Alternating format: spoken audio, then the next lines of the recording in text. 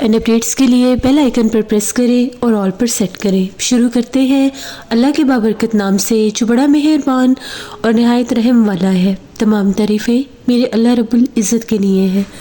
खौफनाक कहानियों के मुअज़्ज़िज़ नाज़रीन को मेरी तरफ से अस्सलाम वालेकुम। उम्मीद करती हूँ आप सब लोग खैरियत से होंगे, जहाँ होंगे खुश होंगे।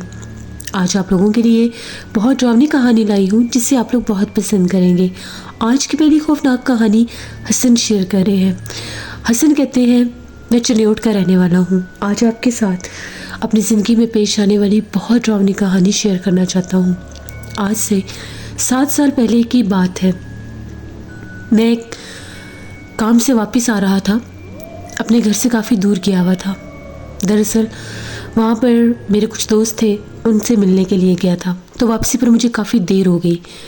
मैं एक सुनसान और वीरान रास्ते से गुजर रहा था, तभी मुझे हाजत के लिए एक जगह पर रुकना पड़ा क्योंकि मेरा घर बहुत दूर था। अभी वो एक जैसे कचरा कुंडी टाइप कोई जगह थी, कोई पुरानी सी टूटी फूटी इमारत भी इसके आसपास थी। मैं वहीं पर जैसे ही रफ़ा हाजत के लिए बैठा, जो ही मैं उठा, एकदम से मुझे बहुत ज़ोर से किसी ने धक्का दिया, या ये कह लें किसी ने मुझे उठाकर बहुत दूर फेंका। मेरी तो जान ही निकल गई। मैं घबरा गया कि मेरे साथ हुआ क्या है। यहाँ पर तो कोई भी नहीं था, ये तो एक सुनसान जगह है। जैसे ही मैंने पीछे पलट कर देखा तो दीवार के ऊपर मैंने किसी को बैठे हुए देखा। उसकी सुर्ख रंग की आंखें थीं जिनमें से अंगारे निकल रहे थे और वो बहुत हुर्रा रहा था, वो जो कुछ भी था। मैं इतनी ज़ोर से गिरा और मुझे इतनी तकलीफ़ हो रही थी, मुझे समझ में नहीं आ रहा था कि ये है क्या। तभी मैंने हिम्मत की, उसकी तरफ ध्यान नहीं दिया, जल्दी से अपना बाइक सीधा किया और मैंने अपना बाइक वहाँ से निकाला। पूरे रास्ते मेरे पीछे एक काले रंग का कुत्ता भागता रहा। बहुत भयानक कुत्ता था, काफ़ी बड़ा कुत्ता था, बहुत ज़्यादा। उस कुत्ते ने जैसे वो मेरे पीछे भागता रहा काफ़ी देर तक। मैं बहुत ज़्यादा खौफज़दा था कि कहीं ये मुझे अटैक ना कर दे, मेरे ऊपर हमला ना कर दे। मैं जितना तेज़ बाइक चला सकता था मैंने चलाया और वो कुत्ता उन्हीं वीरानों में कहीं गायब हो गया। मैं घर वापस आया, मेरे जिस्म में बहुत ज़्यादा दर्द शुरू हो गया था खौफ से कि मेरे साथ हुआ क्या है। मैंने ये बात अपने घर वालों को बताई, अम्मी को बताई। अम्मी ने मुझे बहुत डांटा कि ऐसे वीरानों में ये काम नहीं करते, वहाँ पर जिन्नात का बसेरा होता है। जिस चीज़ ने तुम्हें उठाकर दूर फेंका था, हो सकता है कोई गैर मरी मखलूक हो, और वो जो कुत्ता तुम्हारे पीछे भाग रहा था, हो सकता है वो भी कोई जिन हो। मैंने अम्मी से कहा कि अम्मी आप कौन से दौर की बातें करते हैं, कोई जिन वगैरह ऐसे नहीं होते। हो सकता है कि मेरा वहम हो, मेरा पाँव अटक गया हो, और हो सकता है वो कोई जानवर हो, कोई बिल्ली या कुत्ता, क्योंकि वो टूटी हुई एक दीवार थी। मैंने इस बात को बिल्कुल झुठला दिया और ऐसा ही समझा कि नहीं, इस बात में कोई रियलिटी नहीं है। उसी रात की बात है, मैं अपने कमरे में सो रहा था। मेरा जो रूम था वो 2nd फ्लोर पर था। मेरे कमरे के बाहर, यानी जिस तरफ विंडो थी, उस तरफ एक खाली प्लॉट होता था। वहाँ पर भी अक्सर लोग कचरा वगैरह फेंक देते थे क्योंकि अभी वहाँ पर कोई भी कंस्ट्रक्शन नहीं हुई थी। वहाँ पर एक बहुत बड़ा दरख्त था, उस दरख्त की छाँव हम लोगों की छत पर भी आती थी। वो उसी प्लॉट का ही एक दरख्त था। हम लोग सोए हुए थे, आधी रात का जैसे ही टाइम हुआ, उस दरख्त के ऊपर से मुझे अजीबोगरीब आवाज़ें आने लग गई। आज से पहले ऐसा कभी भी नहीं हुआ था। मेरी आँख खुली तो मुझे आवाज़ें सुनाई दे रही थीं। मैं बड़ा परेशान कि आवाज़ें कहाँ से आ रही हैं। मैं उठा और जैसे मैंने कर्टन हटाकर बाहर झांक कर देखना चाहा तो तभी मुझे वहाँ पर वही चमकती हुई आंखें नजर आई। वो बिल्कुल मेरी विंडो के पास खड़ा था। मैं डर गया और मेरी चीख निकल गई। एकदम मैं पीछे गिरा जाकर। मैं बहुत खौफज़दा था। वो खौफनाक आवाज़ों में जैसे गुर्रा रहा था, रो रहा था, जो कुछ भी था। मर्द था, औरत थी, मुझे नहीं पता, लेकिन वो बहुत डरावनी आवाज़ से निकाल रहा था। मेरा दिल बहुत ज़ोर ज़ोर से धक धक करने लग गया। मैं कमरे से बाहर नहीं निकला, मैंने कमरा लॉक कर लिया, कर्टन्स आगे कर दिए। गर्मी के मौसम में दरवाज़ा बंद करना पड़ा क्योंकि मुझे बहुत डर लग रहा था। काफ़ी देर उसकी आवाज़ें गूंजती रही, पता नहीं वो क्या था क्या नहीं। फिर कहीं मेरी आँख लग गई। सुबह जब मैं जागा तो मुझे बहुत सा बुखार था, जिससे में दर्द भी था। मैंने अम्मी को बताया, अम्मी मुझे रात को फिर आवाज़ें आई हैं। अम्मी और परेशान हो गई। अम्मी ने कहा कि तुम मेरी बात मानो, तुम किसी आमिल के पास जाओ। मैंने अम्मी से कहा, अम्मी इंशाल्लाह सब ठीक हो जाएगा। शायद मैं वहम कर रहा था या मैंने कोई ख्वाब देखा है। मैंने अम्मी को इसलिए ज़्यादा परेशान नहीं किया कि वो इस बारे में बहुत ज़्यादा सोच रही थी। आज शाम मैं घर जल्दी आ गया, मगरिब के बाद ही। जैसे मैं घर वापस आया, तकरीबन 9 बजे का टाइम था, तो लाइट ऑफ हो गई। हम लोग सारे जो थे अक्सर बाहर सहन में बैठा करते थे, चारपाइयाँ बिछाकर, जैसे एक कल्चर होता है घर का। जब लाइट ऑफ हुई तो मैं फ़ौरन से छत पर चला गया क्योंकि मुझे गर्मी लग रही थी। मैं आज 3rd फ्लोर पर गया। जैसे ही मैं 3rd फ्लोर पर गया, बहुत अच्छा मौसम था। मैं बाहर ग्रिल पर खड़ा होकर आसपास देख रहा था। तभी मुझे बाकायदा महसूस हुआ कि जिस तरह से मेरे कान के पास किसी ने कुछ लफ्ज़ बोला है, बाकायदा कोई जैसे सरगोशी में कुछ बोलते हैं। मैंने पीछे पलट कर देखा, पीछे कुछ भी नहीं था। मैं फिर आकर चारपाई पर बैठ गया। अब ये काम मुसलसल होने लग गया, बार बार जैसे कोई मेरे कान के पास आकर कुछ बोलता था लेकिन दिखाई नहीं दे रहा था। थोड़ा सा मैं खौफज़दा हो गया। अभी भी लाइट ऑफ थी। मैंने सोचा कि मैं नीचे चलता हूँ, सब घर वाले जहाँ बैठे हैं मैं भी वहीं चला जाता हूँ।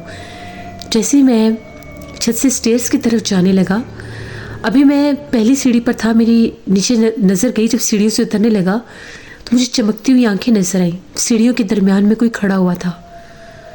वो बहुत भयानक वजूद था कोई। इतनी खौफनाक आंखें मैंने कभी नहीं देखी।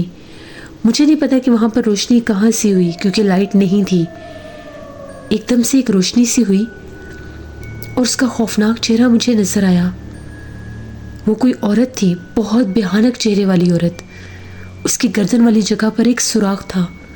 बहुत लंबे बाल थे, जुबान मुंह से बाहर निकली हुई थी और हाथ और पैर टेढ़े थे। जिस्म पर बेतहाशा बाल थे।